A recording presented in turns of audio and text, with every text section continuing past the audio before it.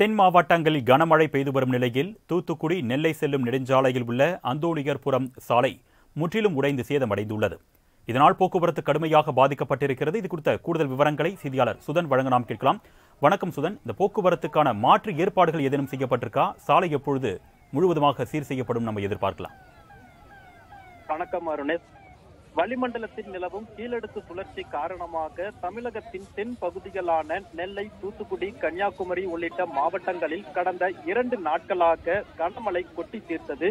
இந்த கனமழை காரணமாக நெல்லை, தூத்துக்குடி உள்ளிட்ட மாவட்டங்கள் தற்போது வெள்ளக்காடாகவே மாறியுள்ளது என கூறலாம். குறிப்பாக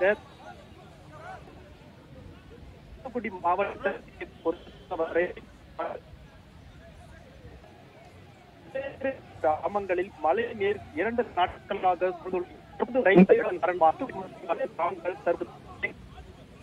செல்லக்கூடிய பிரதான தேசிய நெடுஞ்சாலையின் குறுக்கே அந்தோணிபுரம் எனக்கூடிய பகுதியில் தற்போது நெடுஞ்சாலை முழுவதும், அதாவது வழியாக செல்லக்கூடிய நீரோடையில் பகுதியில் முழுவதுமாக சாலை 10 அடி அளவிற்கு கீழே இறங்கியுள்ளது. இதன் காரணமாக தேசிய நெடுஞ்சாலையின் இடையே, அதாவது தூத்துக்குடி திருநெல்வேலி இடையேயான போக்குவரத்தானது தற்போது முற்றிலுமாக துண்டிக்கப்பட்டிருக்கிறது.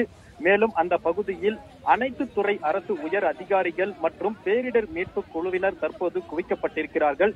தொடர்ந்து இவ்வழியாக வரக்கூடிய வாகனங்கள் அனைத்தும் மாற்று பாதையில் செல்லுமாறு திருப்பி விடப்பட்டிருக்கிறது. இதன் காரணமாக 2 மாவட்டங்களுக்கு இடையே அத்தியாவசிய பொருட்களை கொண்டு செல்லக்கூடிய கனரக வாகனங்கள் தற்போது அந்த பொருட்களை எடுத்து செல்ல முடியாத சூழ்நிலையே நிலவி வருகிறது. அருணேஷ்,